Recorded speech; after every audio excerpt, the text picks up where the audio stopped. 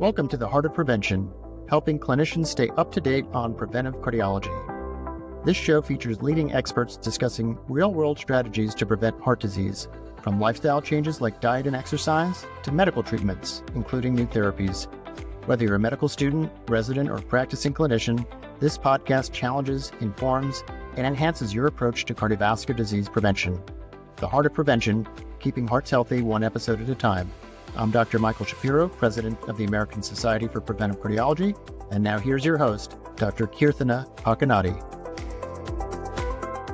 Alrighty, Carlos, Yara, Frank, welcome to the Heart of Prevention. Thank you, Kirthana. It's great to see you again. Hi, Kirthana, and hello, everybody. And nice to see you again after a great weekend in Boston. Thanks, Kirthana. Great to be here. Excited to see everyone and looking forward to our conversation. So you guys, we're in for a really exciting episode today. We're doing something a little bit different. We're going to be discussing all things ASPC 2025, from the Training Academy, the lectures, debates, and everything in between. But first, let me introduce you to some of my favorite people, our social media ambassadors from the Congress. First, we have Dr. Carlos Vergara. He is the Chief Cardiology Fellow at Mayo Clinic, Florida, the Chair of the FIT Committee for the Florida chapter of ACC, a member of the Prevention of Cardiovascular Disease Leadership Council for ACC, and a member of the FIT Early Career Working Group for ASPC. All in all, very preventive heavy there. Dr. Yara Jawan is the first Preventive Cardiology Fellow at the Ciccarone Center at the Johns Hopkins Hospital, and she's a member of the FIT Early Career Working Group for the American Society of Preventive Cardiology. Dr. Frank Tian is a cardiology fellow at Boston Medical Center and BU School of Medicine and is a T32 research fellow for the Framingham Heart Study. He's also a member of the FIT Early Career Working Group for ASPC. And our final social media ambassador, Dr. Akshat Bhaga, is unfortunately busy with clinical responsibilities and won't be able to join us. But this is going to be a jam-packed episode. We're going to do our best to hit the highlights. But before the conference even started, 15 of us were lucky enough to attend the inaugural ASPC Training Academy, including Yara, Frank, Carlos, and I. So Carlos, tell us about your experience with the ASPC Training Academy. Well, first of all, it was very exciting when this came out, and I'm fortunate enough that Dr. Shapiro has been my mentor for a few years now. So I know he was very excited to roll out the Training Academy. As the ASPC has evolved, and seeing that there was such a welcome to this initiative, to be able to put in just one day pre-conference, 15 of us across the country, and jam-pack literally that schedule with a lot of issues to discuss. So initially when I saw the schedule, I was like, I don't know if we're gonna be able to discuss about everything, because every lecture had like 15 minutes. There was a few breaks, and it was a very, very full day. But I think my experience, and I don't know about you guys, but I think it was just the right amount of time to be able to be engaged all the time, ignite discussion. And I think that the Q&A at the end of every session was super important to be able to address things that maybe we wanted to address from our clinics, and interact with some of the leaders in the field, which was one of the highlights that I saw from the Training Academy. Yeah, you definitely brought really interesting cases from your clinic, and I know I appreciated when you would ask those, because we definitely see similar patients, and getting to talk to all those people was very exciting. Yara, what about you? It was really amazing. It was really a good start to the weekend, I would say. Just because you usually go to a conference and your first day is just like you just arrived. It's all messy. So I felt like it was a great introduction to everything. And it was great meeting everyone. Yeah, perfect. Frank, what are your thoughts?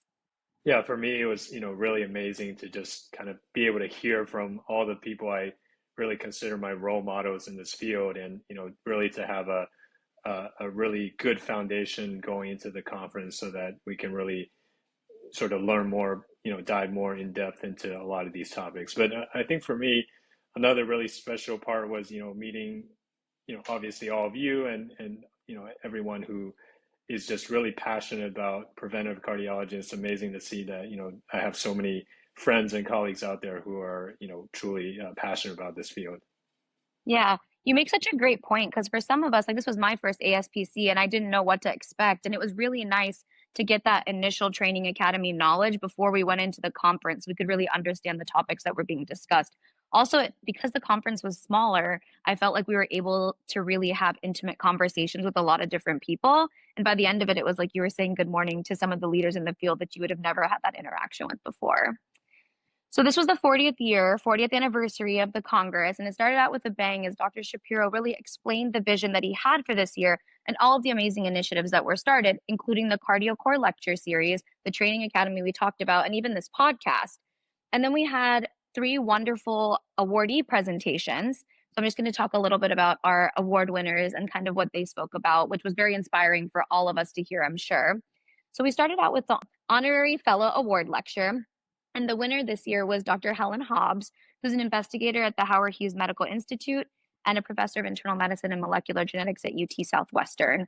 And for me, what was just incredible to hear her journey and her specific conversation about a patient that didn't have any PCSK9 and how that led to the development of PCSK9 inhibitors. And it was found that PCSK9 really promotes LDL degradation. And I think, we're in the forefront of all of these new therapies and we're learning more about things. And sometimes it's really incredible to think that we're hearing from the people that actually discovered the therapies and what we're learning about. Like, I think everything is happening so quickly. And so that was a really great experience. And then, of course, Dr. Blumenthal is no stranger to any of us or the podcast. He was a guest on our second episode. And Dr. Blumenthal, who is the director of the Johns Hopkins Ciccarone Center for the Prevention of Cardiovascular Disease, and he's the professor of cardiology. He was the Joseph Stokes III Award winner. And one of my favorite things from his talk that I really took away were his ABCDs of prevention. I'm sure, Yara, you learn this all the time being a fellow at his center, but I thought it was something great that our listeners can take away, but really thinking about A, for assessing risk and antiplatelet therapy, B, for blood pressure, C, for cholesterol, cigarette, tobacco use, D, diabetes diet, and then E, for exercise. Like, the way that he really made that so simple, but those are things you should be thinking about every time, is definitely something I'm going to take into my personal practice. And then to wrap up the awards, we did have the Nanette Wenger Award, which was given to Dr. Harmony Reynolds, who's the director of the Sarah Ross Soter Center for Women's Cardiovascular Research at the NYU Grossman School of Medicine. And I loved that she titled her talk about the type of heart disease we didn't learn about in medical school, and really that we still don't learn about. Talking about INOCA and MINOCA was very informative and eye-opening. And I think, as you'll hear later on in the episode, we had a whole session about women's cardiovascular health. And I think that really is something that a lot of us in preventive cardiology have a big passion for. And so that was a really important thing to discuss. We did hear from Dr. Erin Mikos, who is the co-editor-in-chief of the American Journal of Preventive Cardiology, with a really exciting editor's update. The journal now has an impact factor of 5.9 and is ranked 34 out of 230 journals in the cardiac and cardiovascular systems category. I also really appreciated that she talked to us about really getting early career and fellows in training involved to help with writing and serving as reviewers. And I know that there's going to be some interesting things in the pipeline with AJPC and also with the podcast. So definitely stay tuned for that information as Dr. Khurram Nasir takes over as the new editor-in-chief of the journal. He has a lot of really interesting things that he wants to do to bring the journal to the forefront. And so, right from the beginning of the Congress, we had 4 amazing speakers tell us so many valuable things. And so I'm going to turn it over to Frank now, who's going to talk to us a little bit about the second session and how prospective cohorts really changed and kind of shaped the practice of preventive cardiology. Yeah, thanks, Kirtana. And I'll just, make one addition to what you mentioned about AJPC. So, full disclosure, I actually reached out to Dr. Mikos and Dr. Nasir after the meeting.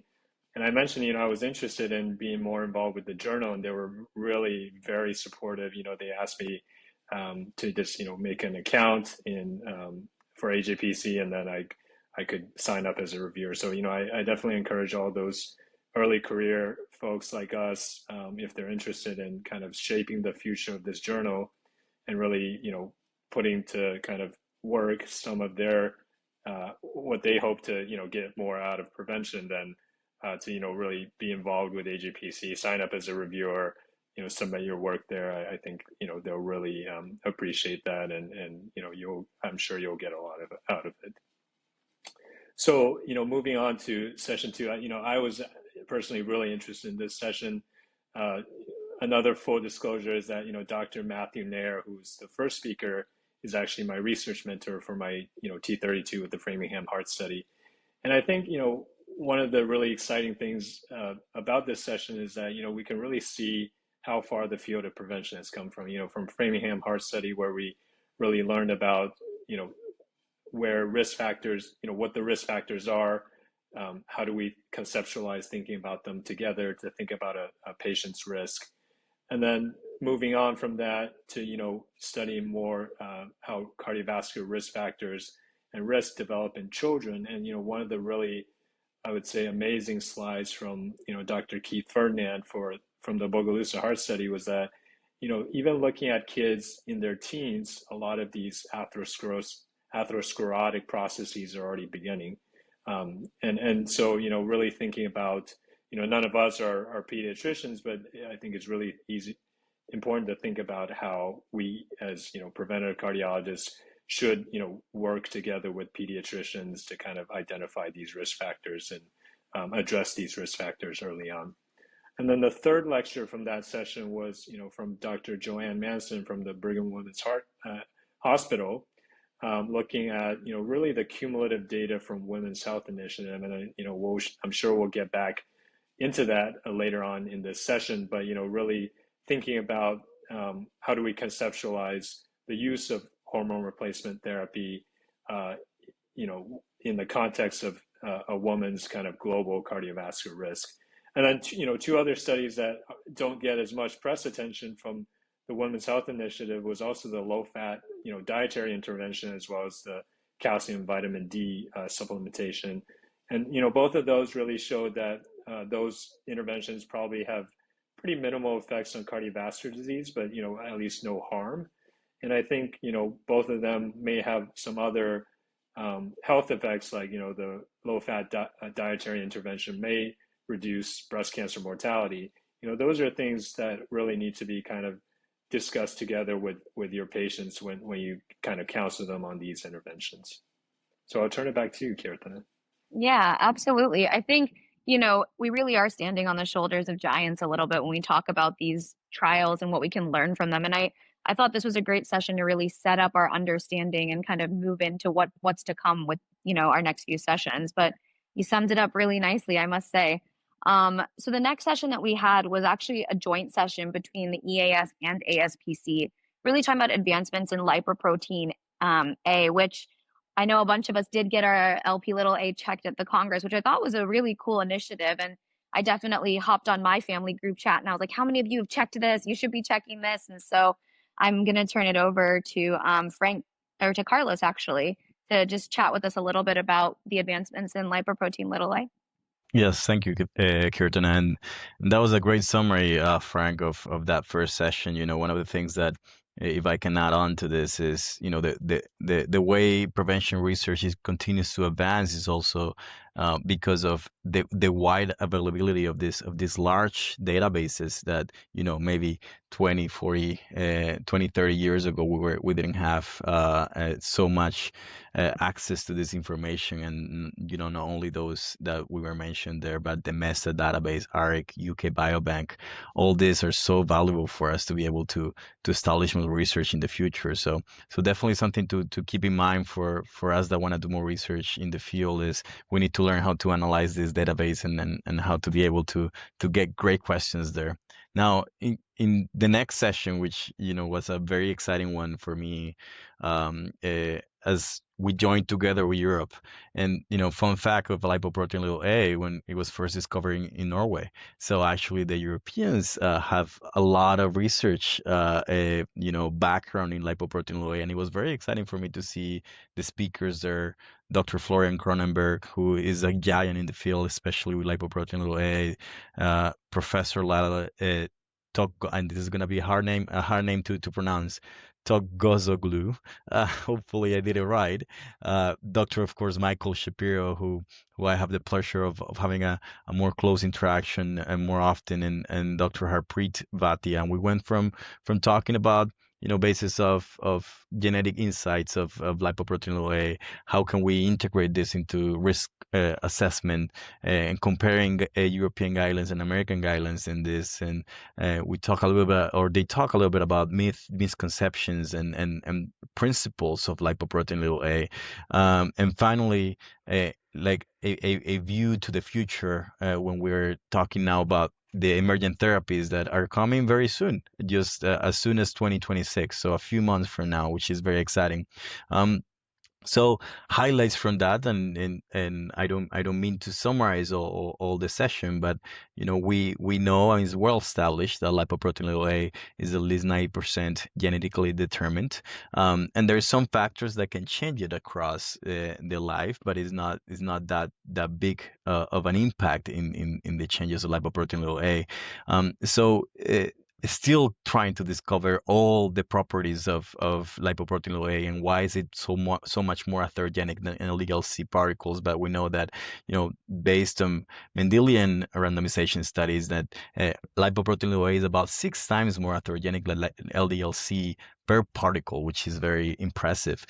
So the pipeline therapies that are coming next year are going to be very important, because we'll see if in this specific population that is about 20% of the whole world that has elevated values of lipoprotein little a, those therapies just directed towards these molecules are going to be actually helpful, which we think they will. So hopefully that's going to be the truth. Now, we also explore the different guidelines and seeing how as the guidelines have evolved, we went from first not knowing much of what to do with lipoprotein little a, then knowing, well, we need to look at high-risk populations, including pediatric populations, because that may give us information, especially for cascade screening.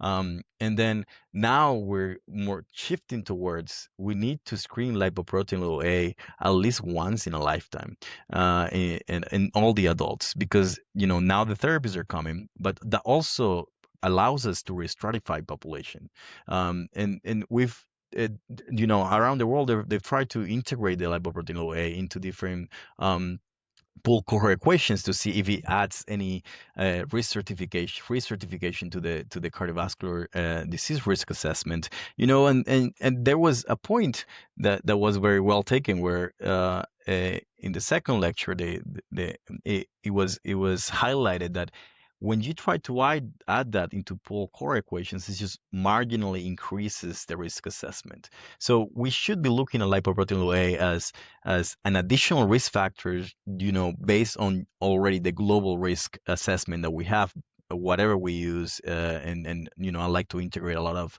pool core equations plus calcium score, APO-B, all their parameters, right? So lipoprotein little a by itself is going to add to this, and that's how it will be useful. And there is in the European guidelines, they kind of show the use of a AI based platform that is lpaclinicalguidance.com, which tries to do this kind of model where you can see how much is that into the risk. Now, Dr. Michael Shapiro actually went through some of the myths and misconceptions of lipoprotein little a, and I think it was so important to go over those myths that he was, and he highlighted 7 of them. So in the 7 myths that he highlighted, the first one is that lipoprotein little a should be only measured selectively, and we already went through this, where now we're shifting towards everybody should have lipoprotein little a measure for primary and secondary prevention. He gives information. Now, the second myth that he mentioned was lipoprotein A was stable over time, and we have seen, based on the UK Biobank data, which is very large data, that in some specific populations, especially in those intermediate risk population, it can change towards high risk. Usually, if you're very low, it's not going to go to very high, and if you're very high, it's already going to stay there. But in those intermediate risk population, there is some value in knowing that it's not always stable, and there's other special circumstances like postmenopause or acute inflammation. The other myth that he talked about was that we could convert back and forth milligrams over deciliter plus with nanomoles over liter, and we know, and we went through this in those lectures, which was pretty interesting. Nanomoles over liter is definitely what is showing to be the most consistent measurement for lipoprotein little a. Now, milligrams over deciliter is still clinically relevant, and we see in different studies that they used it also. So is that, if that's available in your lab, maybe you can certainly use it, but we're shifting towards nanomole over liter, sorry, being the gold standard for this. Fun fact, I did take my lipoprotein A in 2022 in Washington. It was in milligrams over deciliter, and I took it again during this meeting, and it was nanomole over liter. And I actually tried to apply that conversion factor 2.5, and it was, fairly accurate. So I don't know. I haven't done that in many of my patients, but sometimes you can use it. But if you can use in nanomole over liter, that's better. Now, the fourth myth that Dr. Shapiro mentioned was the risk stratification should be based on percentiles or race or sex, and we know that lipoprotein as a whole is significant regardless of all this, and we're starting to see lipoprotein A as a continuum, not just as thresholds of risk factor. So when we start understanding more what therapy is going to do on the molecule and on a specific risk factor, we'll see how more useful is the information to see in patients not only above 125 or above 50, but also in that intermediate risk. What are we going to do with that specific population? Other myth that I'm going to go quickly because of time: APO-B measurement captures all atherogenic lipoprotein risk, including lipoprotein A. We know that when we measure both, we have different information that we can act about. The other myth was, if LDL-C is controlled, then elevated lipoprotein A is not a concern, which we know for all the evidence that we've seen that that's not true. If LDL-C is well controlled, in fact, we still can have discordance with ApoB, and that can still be a concern. And if lipoprotein A is elevated, then we for sure need to do a lot more for this patient to be in a better risk. And the aspirin has no role in primary prevention for those with lipoprotein A. I think we're seeing more and more evidence that there may be a role with aspirin in elevated lipoprotein A, but we certainly need more studies to know anything about this. And I'm not gonna go into all the emergent therapies that we have in the pipeline, but at least we are very excited to know that pelacarsen is probably going to be the first one that is going to come early in 2026 and show us the phase 3 results of the Horizon trial. And after pelacarsen, we have many other therapies: olpasiran, zerlasiran, mipomersen, and one of those for primary prevention that we really need to look into is going to be lepodisiran, which is studying not only secondary prevention population but also high risk primary prevention. It's actually the only one of the molecules that had that population in the trial. So a lot of excitement in lipoprotein A, and we'll see where the future of prevention goes once these therapies come. Yeah, as you can imagine, we can have an entire episode just on lipoprotein little a alone. But I think, the myths portion of what you discussed, Carlos, was so relevant, because I think that is something that in centers that maybe don't have as much of a robust prevention program, or maybe in training centers that don't have as big of a robust prevention program, those are things that we face every day when we're discussing with attendings about measuring lipoprotein little a. Those are some of the exact things that we get told about. Well, why would you even measure it? And so I'm glad that you kind of brought up those myths, because that was a big takeaway point for me. But I must say, I'm very excited about what's gonna show up in the Horizon data, because we still don't know if it's gonna be a positive or a negative trial, just because those patients are really well treated with statins. So just adding, we know that those drugs decrease Lp(a), but we don't know if they're going to affect cardiovascular outcomes, really. Yeah, that's a great point. It's not just about reducing the number, but how much do we have to reduce it, and what does reducing the number really mean for long-term risk? That's a big point. I feel like we're prepping for our own debate here between Yara and Carlos. Yep. I love it. But my favorite part about the Congress, I don't know about y'all, but were these debates, you guys. I mean, you had to be there in the audience for these. And I think, at least for me, some of my opinions on what side I was on definitely did change. And we saw that with quite a few people's discussions, especially with the polls before and after. So we're going to do a little bit of a rapid fire chat about some of the first debates that we did. And so for the first round, Yara is going to tell us a little bit about the systolic blood pressure goal, whether it should be less than 120 or less than 130. And this was definitely one where people were changing their minds. So Yeah, so the first debate we talked about was how low should we go when it comes to systolic blood pressure? Should it be 120 or 130? And for pro, we had Dr. Paul Welton. And his case he made for aiming lower in terms of blood pressure, he pointed to observational studies that were done on MESA, showing that people with systolic pressures between 120 and 129 had more CAC than patients below 120 and more cardiovascular events compared to those patients, even if they were otherwise low risk.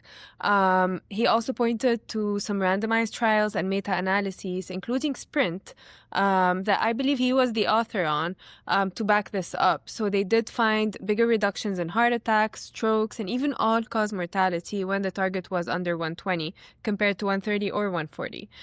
And he did say that setting the bar at 120 would tend to improve the overall control rates, helping more patients reach the more familiar 130 or 140. So if you aim lower, you would get people at least below the 130, the old threshold. On the other side, we had Dr. Raymond Townsend, who said that he does have a point, but he argues that the added benefit is really small, the added benefit of going from 130 to 120. And there is a potential for serious side effects because, again, this is not, real life is not a clinical trial. So he also reminds us that even with the 130, we're not doing that well. Over a third of treated patients are not controlled in the US right now. And so pushing for 120 might be unrealistic given current adherence and given clinic time constraints, because not all patients are seeing preventive cardiologists. Some patients are seeing PCPs who have 10, 15 minutes to address 1,000 issues. And so his point was real world does not translate to clinical trial data. So yeah, what did you guys think? 120 or 130? you know, what was interesting to me was the comment that you made about if you put the goal of less than 20, maybe you'll get a little bit closer, because I do think at least that's something we see in clinic, right? Where we're like, okay, the goal is less than 130. But like if we're 132 or in the 130s, sometimes we're like okay with that. And so that one really gave me pause. I don't know about what you guys thought. Yeah, I think the old saying about shoot for the moon and you may reach the stars applies this. I'm Mayo Clinic here, Florida, was one of the centers for the sprint trial, and my program director was one of the investigators in this center, and he keeps telling us how for the trial it was such a very strict way of following these patients. Nurses will call, these patients will report everything. Whereas in real life, we really cannot do that. So whenever I can have my patient in the low teens, in the low 60s, 70s, that they don't have symptoms. Amazing, great. But I think is, the best that we can do under the circumstances should be the goal. And underlying not only medication but also all the lifestyle modifications. But the conclusion, I think between 120 and 130, even though there might be marginal kind of differences in outcomes, I think the bottom line is get that blood pressure down as much as you can without affecting or adversely affecting the patient, which that can happen too. So that was my conclusion of this.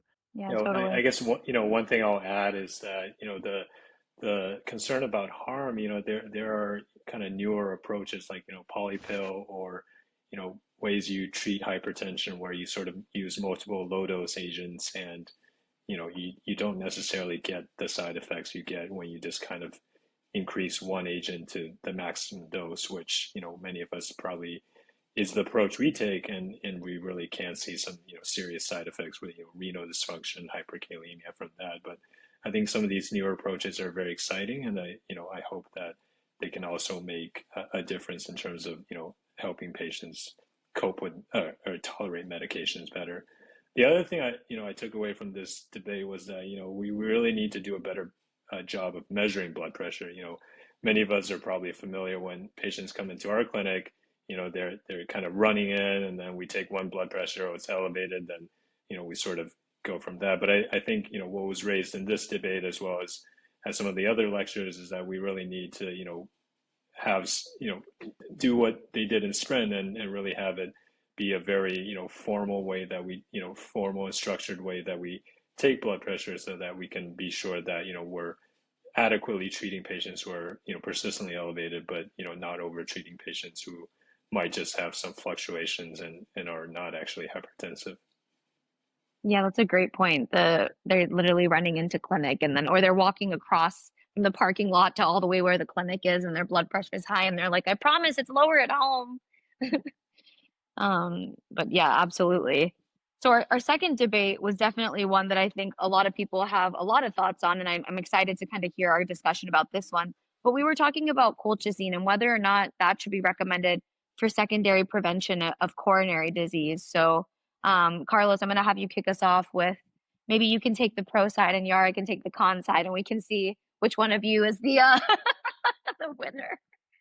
Yeah, no, I think, this was a real debate. There are some debates that you have in conferences where, there is a very fine line between people are really, can I get to 120? Can I get to 130? This actually was an exciting session because we were hearing from Dr. Paul Richter, who of course, has done the most research probably on this topic, and then Dr. Jolie, who with the Clear Synergy trial brought some controversy with the results and more questions to be raised. And I think across the globe, and when you ask probably 10 cardiologists and even preventive cardiologists, how do they use CRP and colchicine in their practice? There's still not a great answer across the globe, which, despite, the different data that has come out. There is no pro and con here with me because I'm just a lowly fellow that is learning how to apply this to practice. So I'm not gonna put him into my situation where I'm gonna pro and con any of them. But I think what I of course Dr. Ricker defending and supporting all the research that he has done in terms of using CRP as a low cost way of assessing a inflammation as a residual risk factor for cardiovascular disease, and many trials that have shown that there is a benefit in these patients when you try to address that inflammation with the low cost medication that is colchicine, when it's applied to 0.5 milligrams versus 0.6, which is what we usually have to apply because of insurance purposes, cost purposes. The issue there sometimes is the side effects that we measure. But now, Dr. Jolie with the Clear Synergy trial brought questions of how are we going to choose this population and in what population is this really beneficial or not. I really don't have an answer yet. I really haven't wrapped around my head of how to use CRP the best way possible. Based on that debate, I'm still with that, and I feel that in the same room, many people didn't have that answer, and then that yes or no. I do use the high sensitivity CRP when I have patients where I've done everything I can, and I still come with recurring events, and if they can tolerate colchicine, well, we can try that. But that's just an evolving topic for me. But that was definitely an exciting discussion. I don't know, Yara, what she thinks about it. Yeah, definitely. Funnily enough, when I was presenting in our own journal club, Clear Synergy, Dr. Ritger signed in. Dr. Blumenthal had invited him to the talk. So yeah, that was a long time ago before I met him in person. But yeah, so I know Dr. Ritger has very strong opinions about colchicine. Now, Clear Synergy was a huge trial. It was the largest and most event-rich study that we have regarding colchicine in secondary prevention. And it was neutral. Now, as Dr. Ritger said, there was a lot of question marks about this trial. Whether COVID-19, whether poor adherence, whether it was the patchy site monitoring that he mentioned. So we may have masked the true potential of colchicine in Clear Synergy, but also Dr. Jolly, who was the PI of Clear Synergy, he pointed out that there is a risk-benefit balance in this case. And when they looked back at other studies, they did show more GI hospitalizations with colchicine. So it's not really this like knight in shining armor that Dr. Ridker is painting it as. So yeah, it was a very interesting debate. Definitely left more confused with my Agree with that opinion one. than Totally. so really you have to decide how much weight you would give clear synergy, whether it was underused, whether it was again in COVID-19, did people really, if you were in a study and the whole world is closed and falling apart, would you be taking the medication that you were given, that you don't know if it's the medication or what it is? So yeah, I'm not sure. Yeah. I think I left more confused, and I still am. On the positive side, I took my high sensitivity CRP also in that all the values that they did in the event, and it was very low. So at least I don't have to think about that for myself. Yeah. I think I scrolled that far. I didn't know that one was included. Yeah, I'll have there to go is back there. and look. Just scroll it and you look at it. So, but I think definitely the conclusion here is that science is alive, and then there is a lot of room for continuing to have research questions in that area, and then see what it brings. Now lipoprotein A is gonna come in, but then inflammation continues to be something that we need to see how to address. Yeah, absolutely.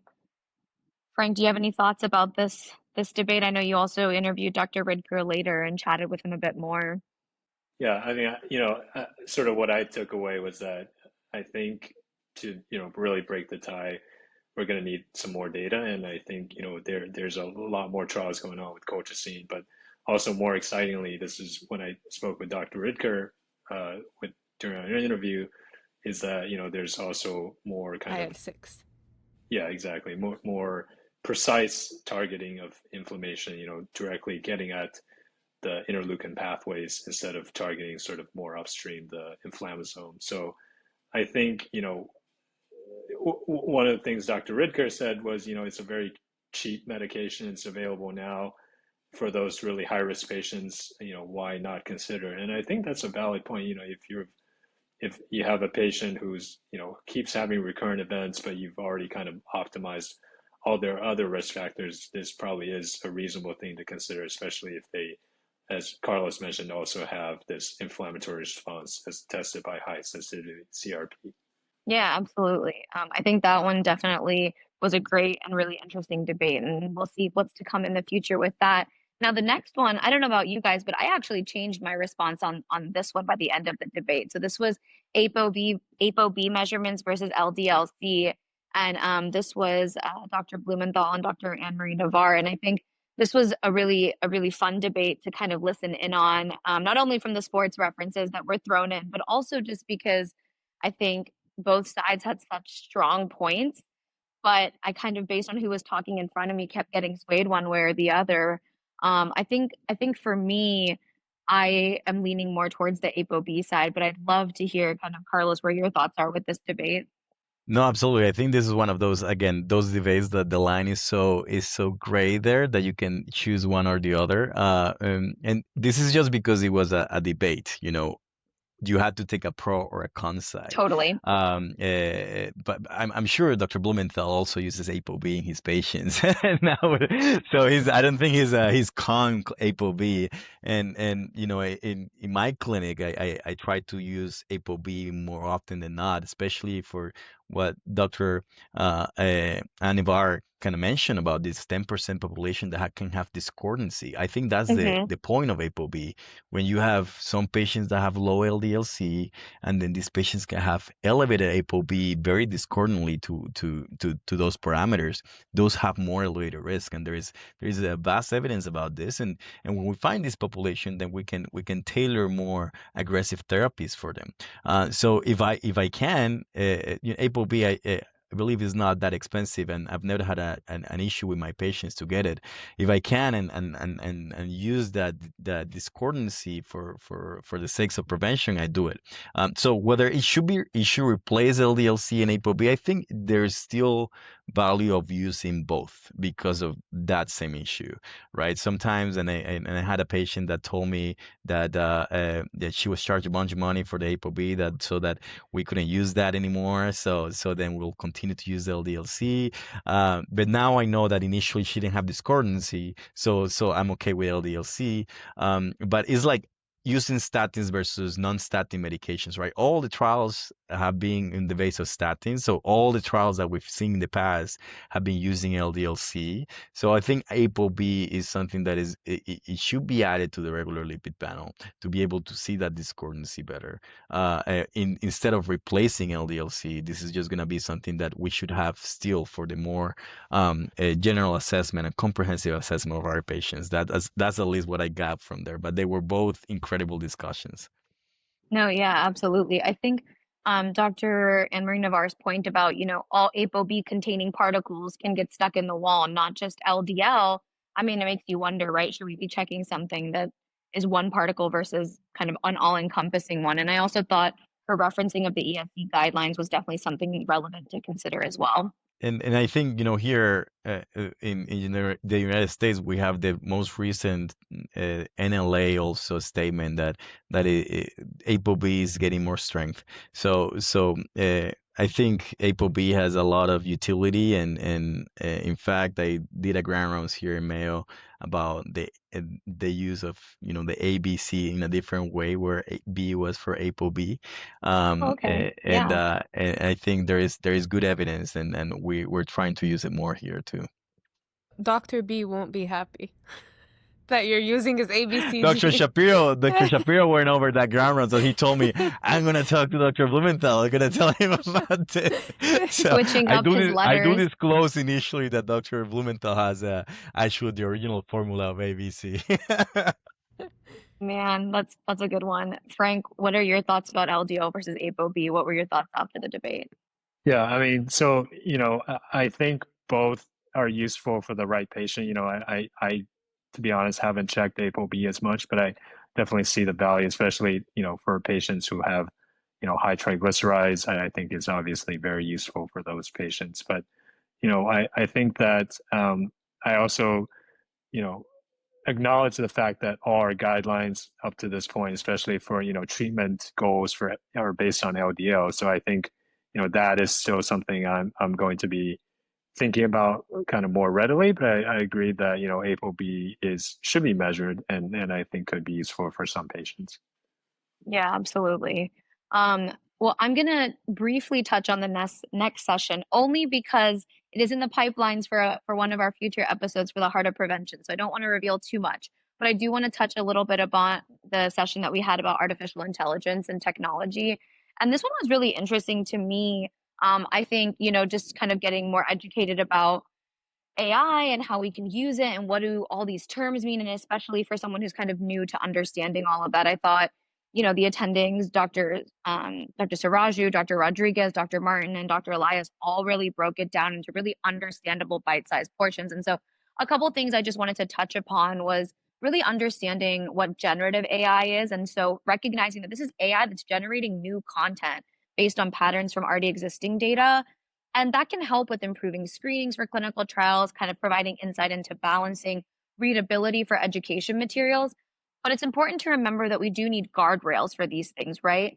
Generative AI can promote inaccurate information, and we saw examples of that during the presentation. And so, government regulations are tough. And so how do we really leverage generative AI to help improve prevention? That's something that we're going to be thinking about, looking to the future with AI.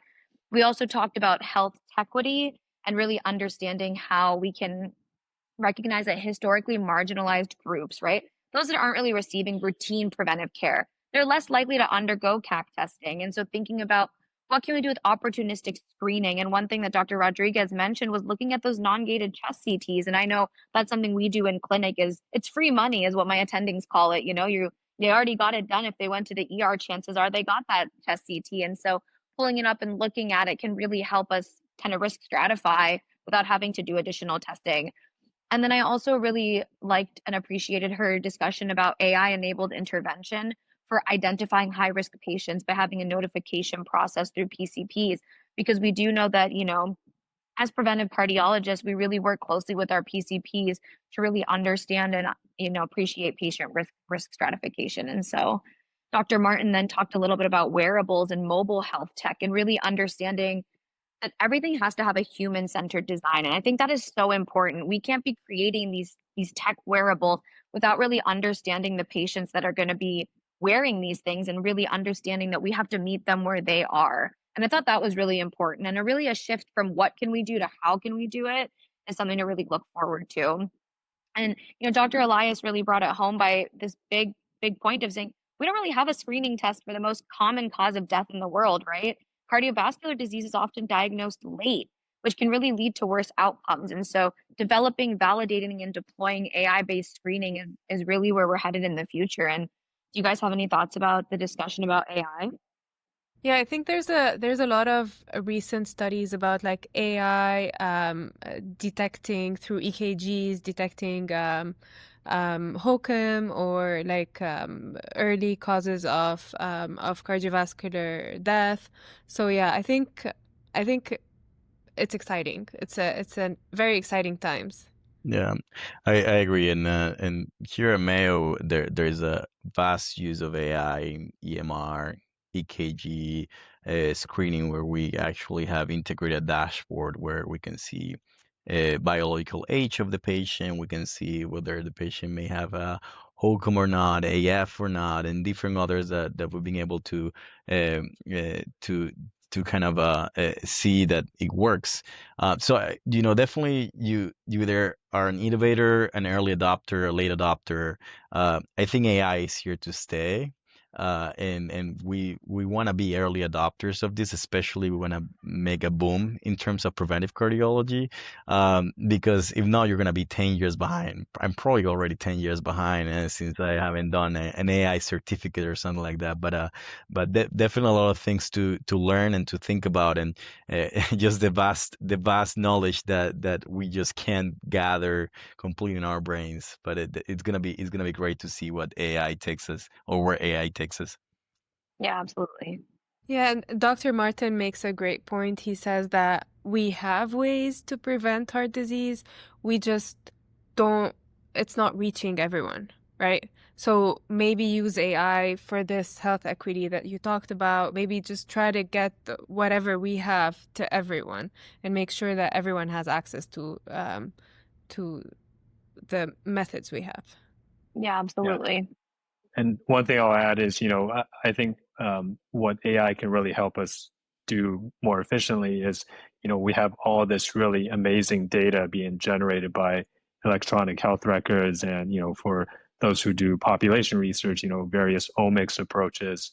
And we can really use AI to kind of tell us, at the end of the day, we want to know, like, how's this applicable to the patient sitting in front of me? I have all this data, but, I'm not really able to make sense of it, but hopefully AI can kind of do that work to some extent. And so I can know, what's my patient's risk? How do I best treat their risk? And, how can I make sure that, I can really help them live a longer and healthier life? I think that really, for me, as someone who's interested in prevention and population research, is really exciting way to, use AI to that endpoint. Yeah, I love that even just in this conversation, the four of us had like four different ideas for how we could really adapt AI. So definitely something to keep our eyes out, and keep your eyes out for this space also. And we're going to be chatting about that in a later episode. And then we did have a brief interlude before the next round of sessions where we got to celebrate the 40th anniversary of ASPC with a really fun gala. Again, one of my favorite parts about the Congress was just the ability to really chat with amazing physicians, colleagues, APPs, and really just get to the nitty gritty of why we're here and what we want to do. And I really felt like everyone was so interested and invested in the trainee's success. I don't know if you guys felt that way as well. I'm sure you did. But just really anybody that you chatted to was like, what are you working on? What are you interested in? How can we help you get there? Which was a really fun part of the Congress. But then before we knew it, we were back again at discussions and debates for round two. And so I think the first one we're going to chat about a little bit is talking about polygenic risk scores and imaging. And we're going to have Frank kind of tell us about that discussion. Yeah, so this is again a really exciting session. I think this session, in addition to Dr. Sadia Khan's talk about using kind of risk scores, is that this is really how I think most of us think about how we do prevention. We we start with the risk scores, meaning that, we sort of look at a patient's phenotype, what are their risk factors, what are their kind of, social determinants, et cetera. And then we also look at, Dr. Pradeep Natarajan really informed us is, to look at polygenic risk score. So, what are the genes that you're born with and how do they kind of influence your long-term risk? And then we sort of ended with Dr. Ron Blankstein thinking more about imaging, about who has the actual early signs of disease. So, if you get coronary artery calcium score or, these incidental coronary artery calcium that are detected, you effectively identified who has disease. And I think, one point that was raised by, why imaging could be very useful, particularly in the clinical setting, is that it really integrates all of these risk factors, all of these polygenic risks, as well as what I think Dr. Khurram Nasir really noted was something called resiliency factors, in that, we don't know all the risk factors and resiliency factors that contribute to development of risk. So I think, the imaging is, especially, how Dr. Blankstein put it, is when you're really unsure about someone's risk, it can be very helpful to kind of be a tiebreaker because you're really identifying who has existing disease. But I think, again, all of these approaches have their merits. I think, one of the perhaps limitations that was raised about the risk score approach using something like Prevent is that, most of the risk is really driven by age. So many of these younger individuals, they're not really going to be identified as being high risk, even though we know that from some of the epidemiologic studies that the incidence and prevalence in younger adults for developing cardiovascular disease is probably going up. And that's, perhaps what's driving this stagnation in the reduction in cardiovascular mortality. So I think for those individuals, polygenic risk and, perhaps imaging for those, where applicable, can be a really useful approach. But I think for the other patients who, especially if they identified risk, and especially we'll, get into it more during the following debates, is that, perhaps this is actually a really cool way to think about, who should we treat, as well as are we treating them aggressively enough in terms of are we, using all the therapies that we could be to help them. I think one thing I really liked that Dr. Sadia Khan mentioned was thinking beyond the 10-year risk, right? If we're understanding and learning now that these are driving risk factors in the young, we should be thinking about a 30-year risk and kind of expanding beyond that, which I thought was really interesting, something we don't really think about, especially when we're using traditional risk calculators. I think that the interesting discussion, especially about this panel, is how we start personalizing prevention. So, historically, prevention has been a population-based, and we want to prevent as much as possible in as many people as possible. But when you have one patient in front of you in the clinic, they don't want you to speak to that person specifically as, oh, this is what happened in the general population. They want to know what they specifically risk is. So if I have a 35-year-old, 40-year-old that comes to my clinic, I'm not going to tell him, oh, according to just this pull core equation, you are in 1% or 5%. No, there's more things than that.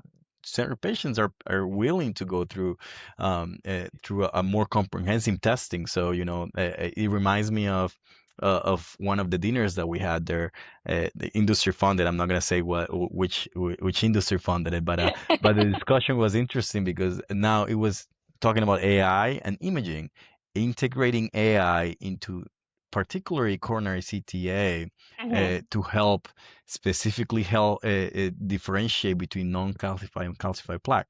So, for many years now, the discussion had been the power of zero, calcium score, no calcium score, and then we've been welcoming a lot more that in general using of calcium score and power of zero. But now that we finally have come to the power of zero and the different stages of the calcium score, now we're talking about, well, it doesn't matter sometimes if it's calcium, the calcium score is 0, but there's non-calcified plaque, so that's different.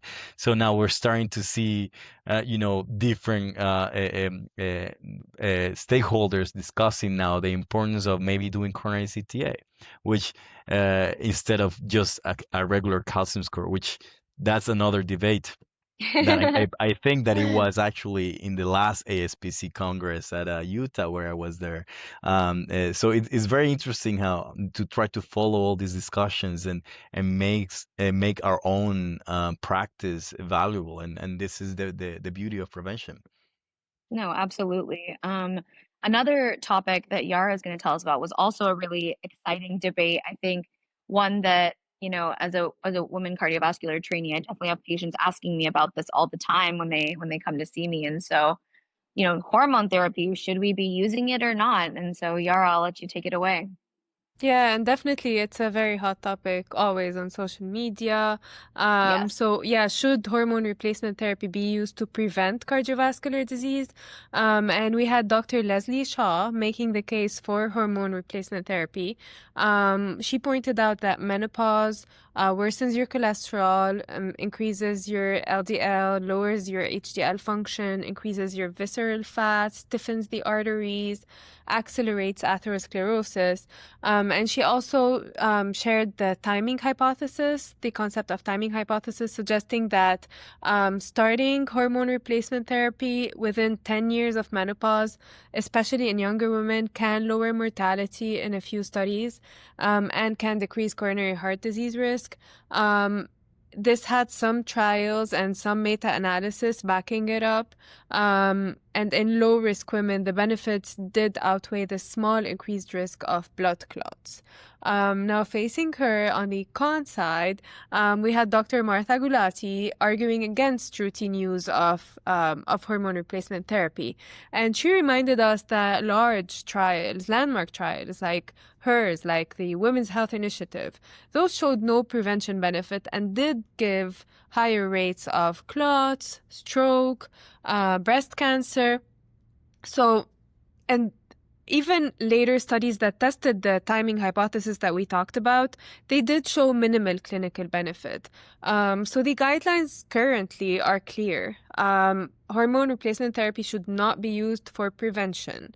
It should be reserved for symptomatic women for relief of symptoms, in terms of menopause, in low-risk women specifically, and definitely shared decision-making with the patients. And so I don't know, what do you guys think about hormone replacement therapy? That's I'm also glad another that hot topic.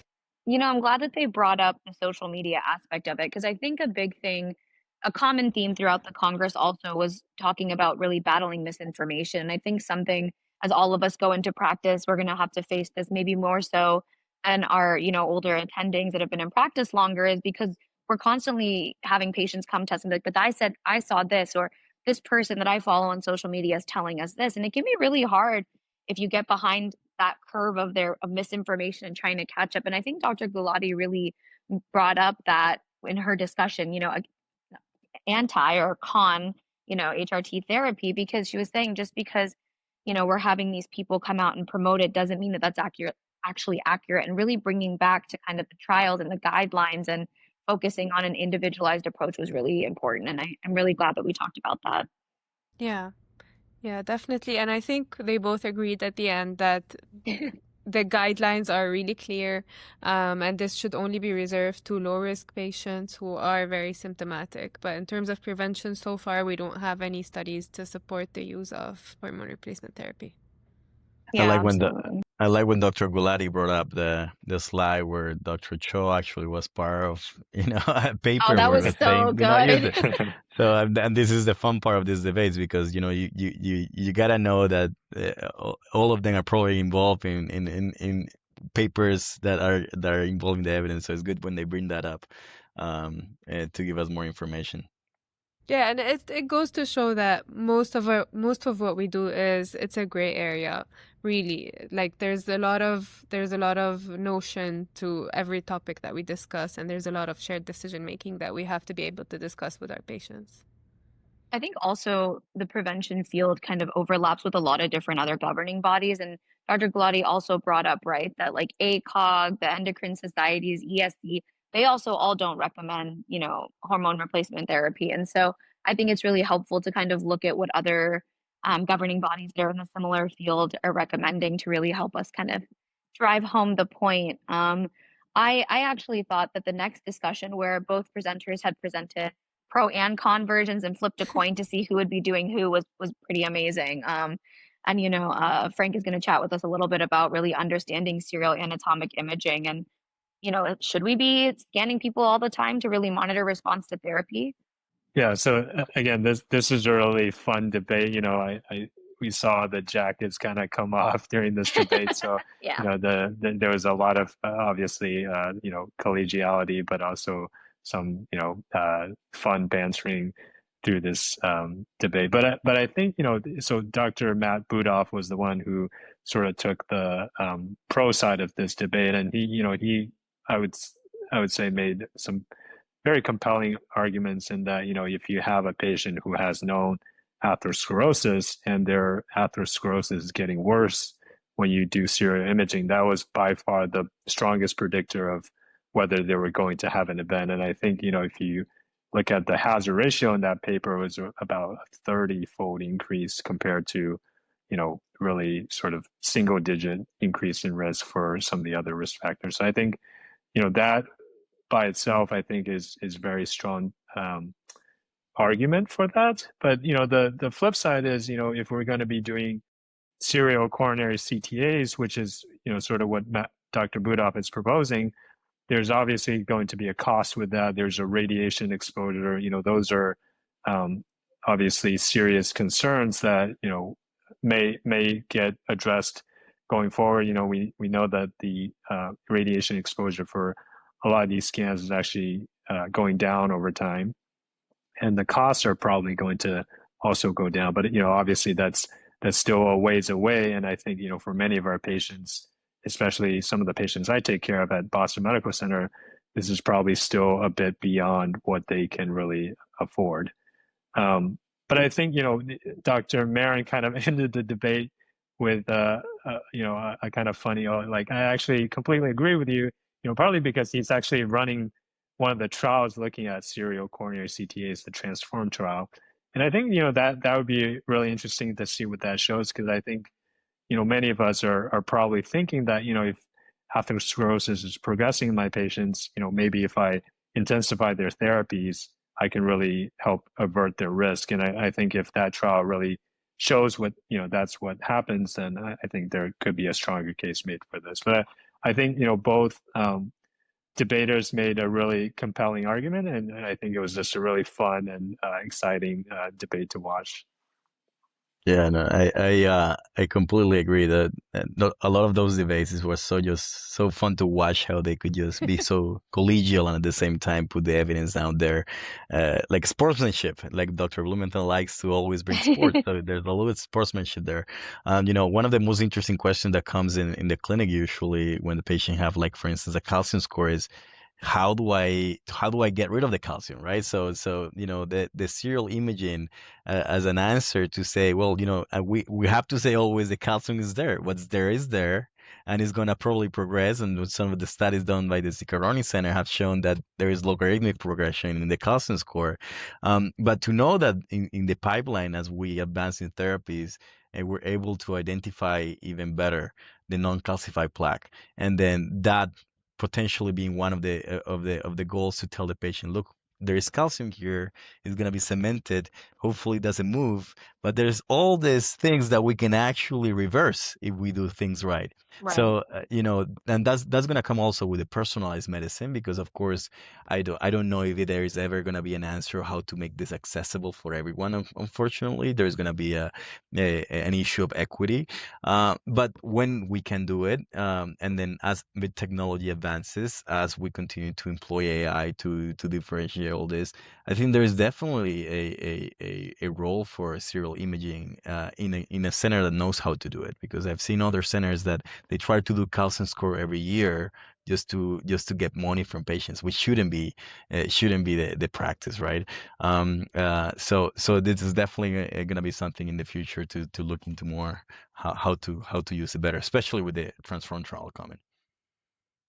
Yeah, absolutely. I think similar to a lot of what we're discussing, I love that there's just something to look forward to kind of keep adding on to our knowledge and understanding. And so, just for the interest of time, we're going to keep moving along here. We covered lots of amazing things so far, but the next session for me as someone who's, in my last year of training and potentially, looking for jobs, I would love to have a job at the end of the year. I thought this discussion about career phenotypes was really interesting. I think a lot of the times, in particular, when we go to these conferences, we kind of see a lot of people that are in the academic centers and are really in, clinician researchers and physician scientists and people that are shaping policy. And so I think this was a really fun discussion about kind of the different phenotypes that are out there. And Dr. Bellardo really started us off by talking about private practice and really what can you do with prevention in the private practice center, kind of going into what's in network, what's out of network, fee for service, concierge, and reminding us that not everybody's practice is going to look the same. And, her and I chatted a lot about this, and she has 30, 60, and even 90-minute visits, which as a trainee is kind of unheard of, right? When we're sitting in our clinic, I can't imagine, asking my attending, like, hey, I'm actually going to take 90 minutes to see this patient. But she has patients that request that because they really want to delve into lifestyle modification and really see what can be done to aggressively modify their risk factors. And also potentially if you're prescribing GLP-1s and you're titrating GLP-1s and you're bringing those patients in more frequently. And so I thought that was a really interesting outlook to kind of how you can tailor your practice. And then Carlos is going to chat with us a little bit about what Dr. Nasir said about clinical research as a career. Yes, no, I think this session was absolutely very exciting. One of the when I was discussing with about what's making prevention sexy again, quote unquote, is the fact that there's so many ways of looking at it, and so for every personality, there's a phenotype in prevention, I feel. So Dr. Nasir went into and talking to his incredible trajectory in research, and we all know how much his work collaboratively with many prevention leaders, and he told us a story, and this was more off the record of when they started working in the term the power of zero, that he was actually one of those first ones that accrued this term and defended it to the limit, even going against the leaders of the time, saying this doesn't make any sense. But his curiosity just drove him to continue to defend this term of the power of zero, and we all know where that has taken us. So knowing in the different aspects of how to take research and preventive cardiology, really tells for or shows to those very interested in wanting to advance the field and science, that curiosity, assertiveness, and of course, looking for the right team and the right resources are definitely the key to be able to have a successful career in research, and definitely something that is fulfilling.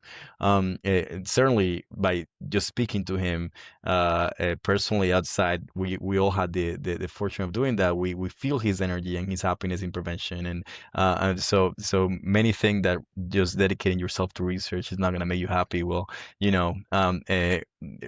somebody like him found a way of putting this phenotype into a lot of practice in different, not only imaging but also policy, but also economics. So there is many ways of also applying new evidence to be able to impact farther than your clinic, the whole practice of prevention. So I think that was very exciting to hear about his story and how to bring support, how to bring team, and we want to accrue this term now of the power of collaboration. And I think when we spoke to a lot of the people there, that also the new Dr. Nasir, I heard some comments like the way he can connect with different people and maintain those connections with time, and be able to create teams to be able to get more science out. I think that's a key point of helping in the prevention science and in general in science is knowing that evidence is there, science is there, not for one person to be highlighted as a star, but for the whole patient experience to advance science, to be better, to do better patient care. And when we take that in teams, I think that was one of his key messages of his presentation that I loved personally. But my favorite was be ready to pivot with the Yes. That is Friends true. Yeah. reference. But yeah, just like if whatever you're doing is not giving you the happiness that you want, if whatever you're doing does not seem relevant anymore, just pivot, change. Times are changing, things are changing. Who would have said we would have AI right now? But things are changing. So yeah, I think that was the biggest takeaway message I took from his lecture. Yeah, absolutely. And I think I really appreciated his know your why. Like why when you're choosing your phenotype of career and you're trying to understand what you want to do, understanding why you're doing it and really finding support from people. I think that was huge. And then, Dr. Blankstein then proceeded to talk about imaging. And I know a lot of us kind of trainees are trying to figure out if we want to do prevention, where does imaging fall, where does research fall, where does kind of putting that all together. And I thought his comment about using imaging to convey info to patients, it just makes sense, right? If you see the disease, you have a better understanding. And a lot of patients, when we're talking about statins and, if they're higher or intermediate risk and they're like, I need to see something to believe it. And that's kind of where the calcium score even came into play, right? And so using imaging to really convey information to patients in a way that's informative, motivating, and actionable makes a lot of sense. And I think the way that he's kind of really combined imaging and prevention into this unique skill set that he possesses was really inspiring for me. Yeah, and I think one takeaway from his talk was, it's really important to find mentors. So, he really got interested in both of those from his time at University of Chicago and then the Brigham, where he had really, top-notch physicians as well as imagers who really focused on, understanding how these processes develop and then how do you sort of integrate those two aspects of your career. But I think, one other thing I think he mentioned that would be important to keep in mind, it's if you add imaging to your career, you do have to be prepared to, devote a lot of time to it as well. And I think that is one sort of challenging aspect, if you think about being a clinical physician, having to also be an imager, and as well as, Dr. Blankstein also does a lot of research, being able to devote significant enough time to excel in all of those is challenging, but I think can be really rewarding if you do it right. And I think, finding the right teams to collaborate with, finding the right mentors is probably one way that we can hopefully achieve that goal. And fun. I mean, you're getting the creative side of you with research. You're getting the focused, not I don't want to talk to people part of you with the imaging. And then you have the clinical, the social side. And then I think it's what he did with his career, in addition to a lot of our mentors, is really amazing because they don't get bored. Yeah, I think also it's gonna end up also being what are the needs of also of the institution, and if they find we find an institution where you can apply all these things, perfect. But also keeping in mind that something's got a gift. Something's got a gift at some point, right? So you cannot be the world's largest and more impactful researcher, plus the world's more prolific clinical preventive cardiology, plus the world's best imager. You use that, and that's why the phenotype is so important, because you can have different tools in your toolkit. You decide which one to develop the most, and then which ones do you use to support your practice or whatever phenotype you develop. So that I think that was a huge important part. And let's not forget about the phenotype of the industry that was also mentioned there, because it's incredible in the past to think that industry prevention that doesn't make sense, but Absolutely. there was actually a highlight of how well, especially now with the development of new medication, you know, industry is a partner if we know how to partner with them. There's no innovation without money, and you know, it's in the best interest of everyone to be able to develop more medications, and a lot of times, you know, when you are able to partner with industry in a good way, you're able to get these resources and funding to develop these new therapies. So there's also, you know, that phenotype for specifically the people that like industry. So it's just amazing how much space we have to choose from. I thought it was interesting when Dr. Fazio mentioned starting early in your career too. Like, I think for me, I would think industry would be after you've kind of established yourself within the field. But I thought his comment that industry is always looking for people early on was something that was actually a little bit surprising to me. Yeah, and the passion he has for like drug development, which is something that we don't think we just get the drugs, right? But those drugs were developed and it took time and it took money and it took a lot of people who are really passionate about the field behind the curtains. Yeah, absolutely. Absolutely. This next session, that Frank's going to tell us a little bit about, I thought was a really interesting one to have at a preventive congress, from the outside looking in, talking about heart failure and AFib and kind of having some of the giants from those fields coming and talking to us about really expanding the scope of what everyone thinks prevention really is, right? I think at one point, Dr. Shapiro mentioned in our training academy, we don't just do lipids, like that's part of what we do, but there's a lot more. And I think that's so true, and really understanding that the scope is so wide for prevention and it really permeates into every subgroup of general cardiology and even advanced cardiology with heart failure and AFib. And so, Frank, I'll let you take us away on that talk. Yeah, so I really enjoyed this session. I think, a lot of the Congress up to this point has, rightly focused on sort of coronary artery disease, atherosclerotic cardiovascular disease. But I think, we take care of patients who don't just develop atherosclerotic cardiovascular disease, they also develop AFib and heart failure. And actually, many of the patients I take care of at Boston Medical Center, they develop both of these conditions often at the same time. So I think it's really important, when we talk about prevention, to also think about these sort of other cardiovascular phenotypes. And I think, fortunately, a lot of the priorities are sort of the same. During the talk about atrial fibrillation, obesity and hypertension were really the key drivers of, patients who develop this condition. And there's a lot of, observational as well as randomized trial evidence showing that, if we control people's blood pressure, if we can prevent obesity or, treat those who have obesity, get them to lose weight, get them to stop drinking alcohol.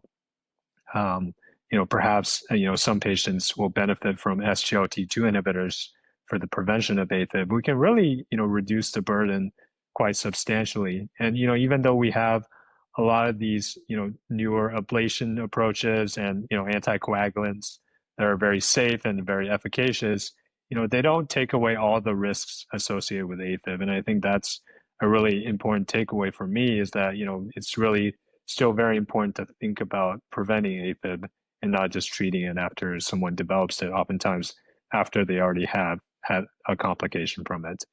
And then the discussion about heart failure was also really interesting in terms of, we have, this really nice framework for thinking about it in terms of, stage A through D heart failure. And we really want to, try to target our focus, not just at the later stages of heart failure, but at the earlier stages, people who are at risk. And I think what Dr. Clyde Yancey really brought up that was, sort of a new way of thinking about this was the cardiovascular kidney metabolic syndrome, in terms of, how these systems are really very integrated. And we need to think about addressing all of those aspects of risk to really prevent heart failure. And I think for a lot of us who, take care of patients with heart failure, we might not think about preventing heart failure, but there's a lot of data, from treating blood pressure as well as, SGLT2 inhibitors, again, that can really be very effective at preventing heart failure. And I think, part of what Dr. Yancey brought up that I think was, again, really important to emphasize is that, there's a lot of also racial ethnic disparities in terms of, who develops heart failure. And part of that is, or a lot of that, I would say, is due to, risk factor control and whether they have access to these therapies that we talked about. Yeah, no, one of the things that Dr. Yancey mentioned also, I think one of his interviews was, and this is so true, right? Everything that we talk about in prevention and lifestyle applies to the whole spectrum of disease. Not only about atherosclerotic disease, you also talk about dementia, you also talk about heart failure, AFib. So Life's Essentials 8, which, fun fact, when this was developed by the American Heart Association, Dr. Yancey was president, so he was one of the promoters of this, and maybe one of the inventors of all this that we apply in prevention all the time. And he's a heart failure specialist. So to know, and that even in guidelines, let's not forget, in the 2022 guidelines of atrial fibrillation, or 2024, sorry, now they classify AFib by stages. So the previous knowledge of paroxysmal, persistent, long-standing persistent, now is stage 1, 2, 3, 4, where stage 1 is at risk of AFib. And then what they use in these guidelines, the pillars of this part is recognizing the people that have alcohol, obesity, OSA, which is everything that we talk about in prevention clinic. So recognizing all these diseases as a continuum, and potentially a metabolic diseases, and AFib as not just arrhythmia, but also a consequence of a metabolic disease is important. So I think there is a whole field in prevention for including AFib, including heart failure, and a lot of our preventive cardiologists are actually heart failure trained, and because they've seen the worst and they want to prevent the worst also. So it was a great discussion, and great to hear these giants in the field. Yeah, absolutely. I think the point you mentioned about a lot of our preventive cardiologists that we know and learn from, and I think especially as trainees, we do see a lot of that end stage worst of the worst, and it kind of encourages us and propels us to even catch patients even earlier if we can. One thing I kind of wanted to chat about just as a group, because I think this was a great session, was universal screening for LDL, CRP, and lipoprotein little a, and kind of where you guys are at in your training programs, and what you guys do as far as universal screening. Well, I think LP-A, definitely I'm using universal screening. All my patients have it. And whether it's primary or secondary, LDL, of course, and there's no question about it. Again, I'm still wrapping around my CRP, high sensitivity CRP universal screening. As evidence evolve, we need to look at inflammation somehow, and in a setting of a clinic where you don't have anything else that affects inflammation, that might be a good parameter to also look on top of. I actually, imaging and other biomarkers like APO-B, I actually use almost universally in my patients. APO-B more than CRP, to be honest, because again, I don't really know how to act that well if the high sensitivity CRP is elevated, and I have other things to still address. But this is how I evolve in my clinical practice. We got it universally in our testing in the ASPC, so I may start using it universally. We'll see. Yeah, I think one really nice thing about this session is, a lot of the previous sessions have really told us, who's at risk, how do we identify someone who's at risk? And this is really a session devoted to entirely what are we going to do about it? And I think these 3 biomarkers, at least hopefully in the next few years, will really become 3 kind of central therapeutic pathways. Hopefully, we already know how to treat LDL. We'll hopefully be getting therapies for LP-A that, if the trials are positive, will, be something we can really offer a lot of our patients who have elevated levels of LP-A. And then the CRP story, I think, depending on, your understanding of the colchicine part of the story is, something we can use today, or if you're still a skeptic, then, you can obviously await for kind of the more targeted interleukin therapies. But I think, what the second point I think Dr. Ridker kind of brought up was that, all these pathways we can already affect to some degree in terms of, lifestyle therapies we can implement today. All the really great lifestyle therapies affect CRP, exercise, not smoking, addressing obesity.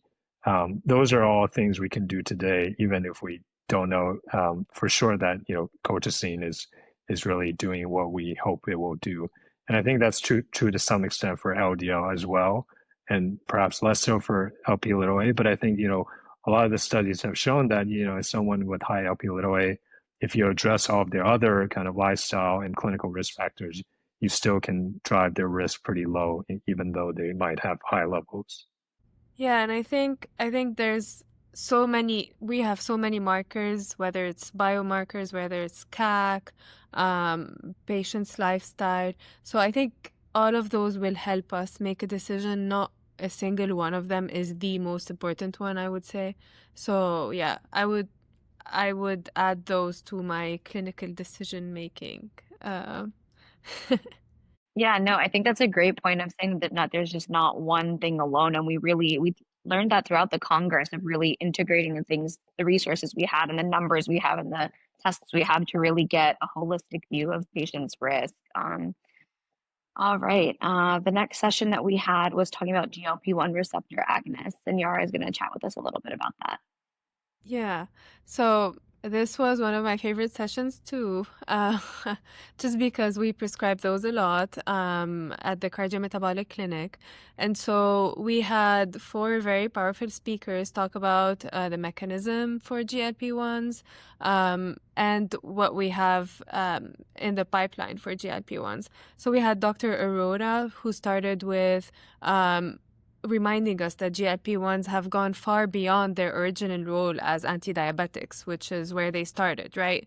And so we have large trials in non-diabetic patients like LEADER, SUSTAIN-6, SELECT, that show reduced MACE, or major cardiovascular events, in non-diabetic patients, reduced heart failure hospitalizations, kidney disease progression, and significant sustained weight loss, even in patients, again, without diabetes.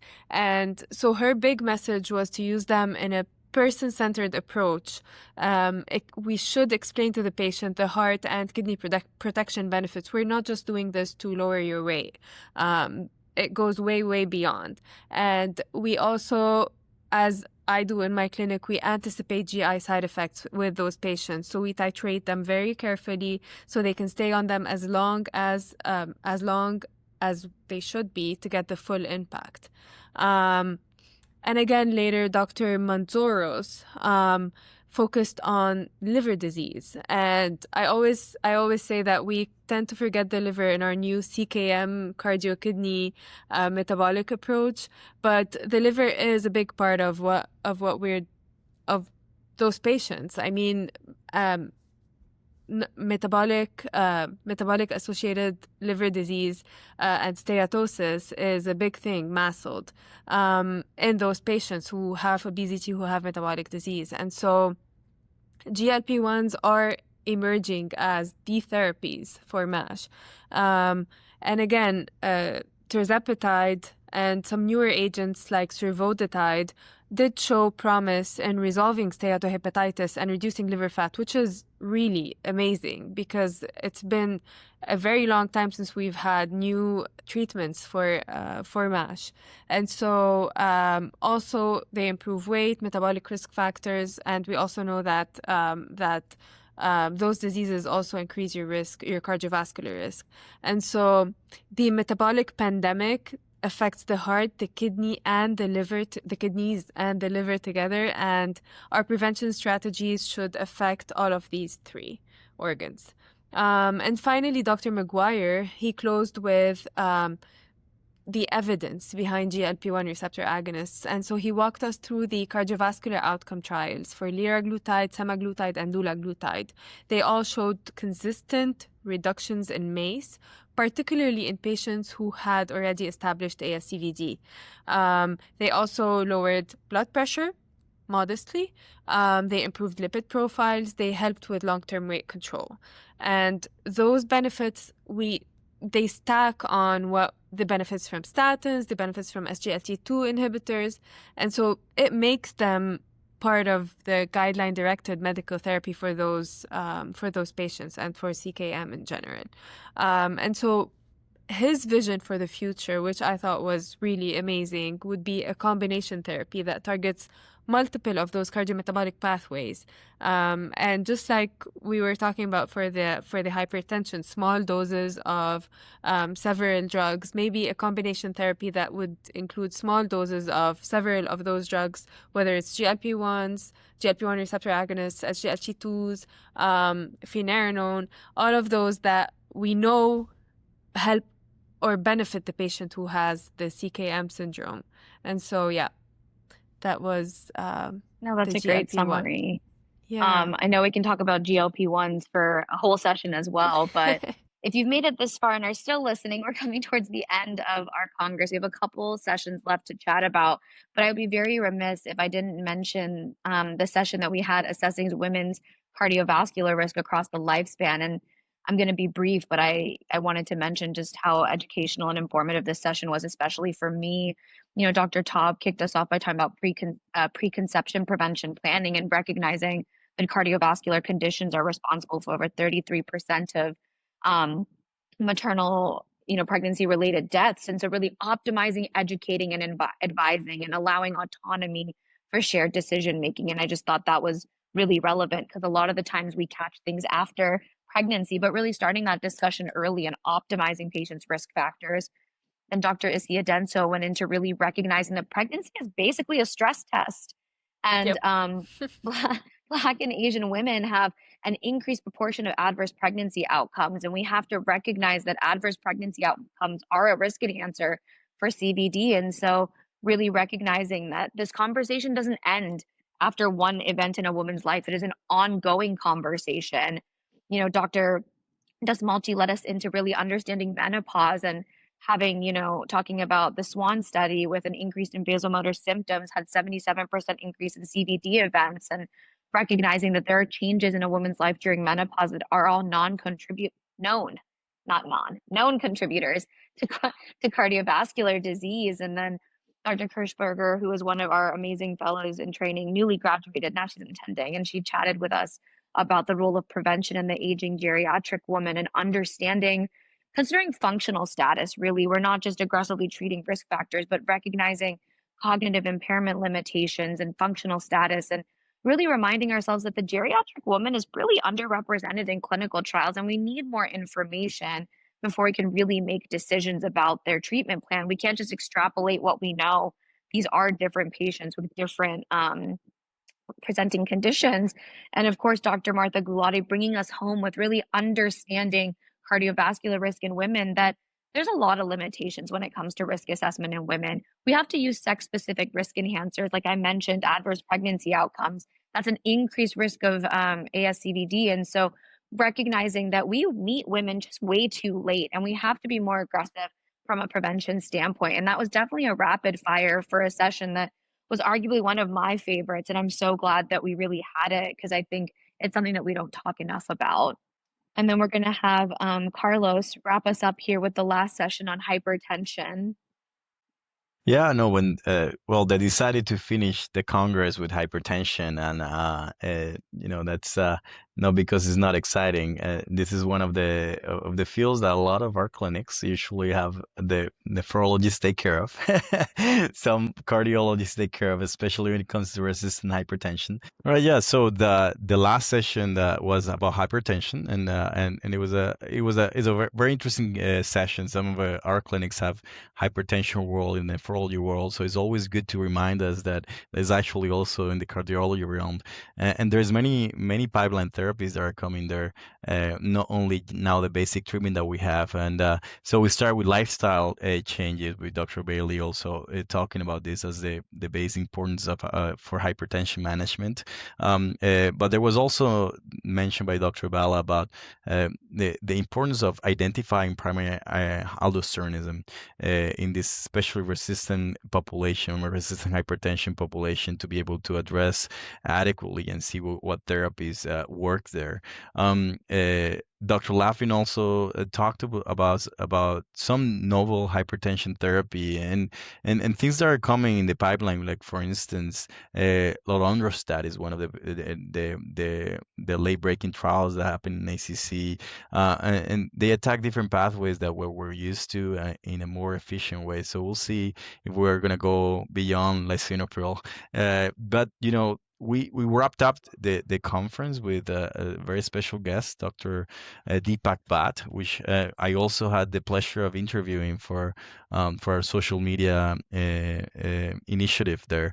And he talked a little bit more about renal denervation as one of the device therapies that is coming for hypertension management.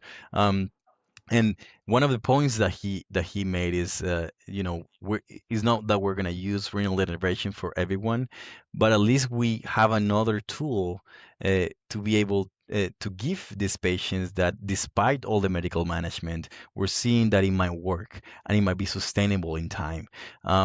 So the exciting thing about closing with this session is showing how in every aspect, after ASCVD, AFib, heart failure, cardiometabolic, inflammation, and now even hypertension, we have things not only that we're using but also to expect for in the future. So the field is just gonna be richer and better.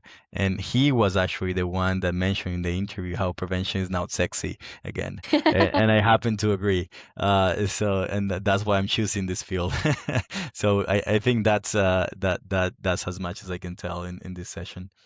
Yeah, I mean, if you've made it this far, we are now done with an incredible Congress wrap up. I mean, I feel like some of the topics that we were discussing, we could have kept talking about that one topic alone for the entirety of the episode. I think Exactly. I know for me, like, this was my first time really being a social media ambassador for Congress and then also attending the ASPC. And it was just an incredible experience from start to finish. And I think one thing is obviously meeting you guys and really building that collegial network for collaboration that Carlos mentioned, and also kind of learning how our different training is and what we can take from each other's training and growing together in the field. And it's just really exciting. And this has been such a fun thing to do with you guys. And I really appreciate y'all taking the time to come and chat with us. Same here. This was amazing, and you're doing a great job with this podcast, really. Yeah, no, this was truly exceptional to be able to just chat for 2 hours about prevention. I think it's Yeah, I 7 don't know p.m. here, how and it passed. I'm energetic right now. And thank you, Kirtana, for facilitating this space and for that enthusiasm and to be able to spread better information about preventive cardiology. I think it's very important that social media is used better. So this is a great initiative, and we hope to be able to collaborate in the future more. This Yeah, was fun. this was until next year, until Arizona, right? Correct. All right. Thank you guys.